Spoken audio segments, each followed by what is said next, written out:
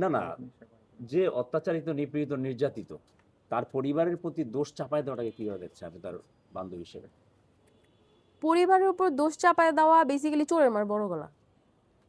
আর কি বলবো, ও চোর, ওর আবার বড় গলা, সরি, ওর ওর হচ্ছে চোরের বাপের নাকাইন্না গলা, সিম্পল।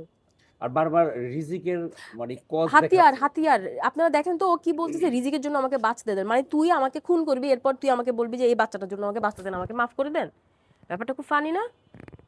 একদম। রিজিক বড় হয়ে কি দেখবে?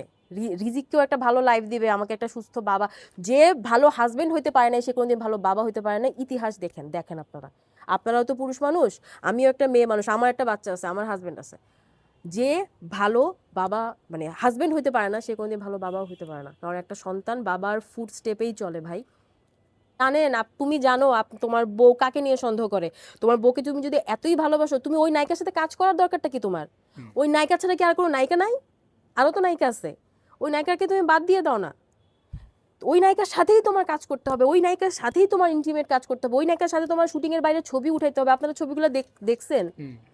অনেক ছবি কিন্তু শুটিং এর না, শুটিং এর বাইরেরও অনেক ছবি আছে। তো তুমি জানো তোমার বউ এই মেয়েরা দেখলে ট্রিগার হয়, তার মানে কি এটা কি পরিকল্পিত না? যে আমি জানি আমার বউ বাসায় এই ছবিগুলো দেখলে ওর ট্রিগার হবে, ওর মাথা নষ্ট হয়ে যাবে, ও ওই মেয়েকে নিতে পারতেছে না, আমি ওর সাথেই জড়ায় ধরে আমার ছবি তুলতে হবে, ওর সাথেই আমার পোস্ট করতে হবে, ওর সাথে আমার হ্যাপি বার্থডে নায়িকা করতে হবে।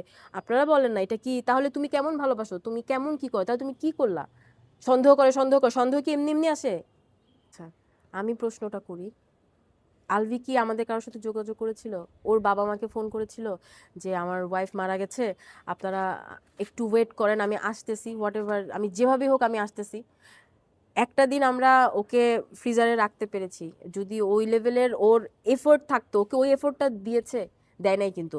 বাবা মার কথা বাদলাম, বাবা মা তো শোকে পাগল হয়ে গেছে। ওর কাজিনদেরকে ফোন করছে? না, করে নাই। তাও বাদ দিলাম, আমি লুপিন আমাদেরকে কি ফোন করছে? আমাদেরকে আমাদের নাম্বার তো ওর কাছে আছে, আমার সাথে তো ওর খুব ভালো, আমাদের সাথে ওর সম্পর্ক খুব ভালো ছিল, আমাদের অনেক ভালো ভালো টাইম গেছে। আমাদেরকে ফোন করতো যে মৌলি যেভাবেই হোক তোমরা আমাকে মারো কাটো যাই ইচ্ছা তা করো, আমি আসতেছি, আমার বউটার আমার একটাবার দেখতে দাও, আমারে ওর কবরের মাটিটা দিতে দাও, আমি ওর একটাবার শেষ দেখাটা দেখতে চাই। বলছে একটাবার? বলে কিন্তু না, ওই এফোর্ট কিন্তু ও দেয় নাই। ও কি বলছে? আমাকে আসতে তো আপনারা মেরে ফেলতেন, আমাকে আপনারা আসতে দেন নাই, আমাকে আপনারা দেখতে দেন নাই, এটা বলছে না? আচ্ছা, ও তার মানে ভয় আসে নাই, ও বললো কি মব, মব করবেন, মবের ভয় আসে নাই, মানুষ নাকি ওকে টেনে ছিঁড়ে ফেলবে, ও নাকি ইনফরমেশন পাইছে। ও এটা বলতো যে আপনারা আমাকে গ্রেফতার করবেন, ও তো এটাও বলছে যে আমি পুলিশের কাছে হ্যান্ড ওভার করবো, আমাকে আইনি ব্যবস্থা নেক, আমি সম্মান জানাই, বলছে না? তো ওই সম্মানটাও তখন দিত, বলতো যে আমাকে আপনারা গ্রেফতার করেন, আমি পুলিশের গাড়িতে করেই যাব। তাহলে কি ওর কোনো ভয় ছিল? পুলিশের গাড়ির ভিতরে ঢুকে তো মানুষ ওকে টেনে ছিটতো না, ছিটতো কি? না। তাহলে ও পুলিশের গাড়িতে করে যাইতো, গাড়িতে করে ময়মনসিংহ যাইতো, পুলিশের মানে তত্ত্বাবধানে, পুলিশের সিকিউরিটিতেই ও কবরে মাটিটা দিত। এরকম কি হয় না ভাই? এরকম তো হয়। হয় অনেক। অনেক বড় বড় দাগি আসামিকেও কিন্তু বউর লাশ দেখানো হয়। কিছুদিন আগেও তো এটা হয়েছে, হয়েছে না? বাচ্চা, ছোট বাচ্চার হ্যাঁ মাঝে দেখছি। মারা গেল। তো হ্যাঁ, তো ও কি ওইটা করছে? ও কিন্তু করে নাই। ও কি করছে? ও চলে গেছে। আবার ও এখন নাটক করে, ও নাক টেনে টেনে কথা বলে। ভাই ও তো ওর যে নাকায়া নাকায়া কথা বলে এটা তো সবাই জানে, এটা ঘুম থেকে উঠার পরের ফেস ওর। আমি ওর চিনি না, আমি তো দেখছি ওর ঘুম থেকে উঠেন না ফেস কেমন। একসাথে আমরা ফ্রেন্ডরা সবাই অনেকবার এরকম হয়েছে যে আমরা একসাথে একসাথে আমরা ছিলাম সব ফ্রেন্ডরা, সময় পার করছেন জাস্ট, হ্যাঁ। সময় পার করেছি, ছিলাম শৈশবের না? স্মৃতি ওকে তো নিয়ে, আমরা হ্যাঁ। চিনি ভাই। আমার বিয়ের সময়ও তো আগের দিন ওরা আমার বাসায় ছিল না, আমি তো জানি সকালবেলা ঘুম থেকে উঠলে ওর ফেস কেমন হয়। আর ও এই এলিগেশন লাগাইতে পারে না যে আমরা ওকে দেখতে দেই নাই, ওই এফোর্ট দেয়ই নাই, ও আসেই তো নাই, ও তো উল্টা পথে চলে গেছে। রিজিক, রিজিক তো একটা বাচ্চা ভাই, ওকে তো ম্যানিপুলেট করা হয়েছে, ওকে তো ম্যানিপুলেট করা হয়েছে, ও তো বাবা পাগল, বাবার, ওর তো মা নাই এখন।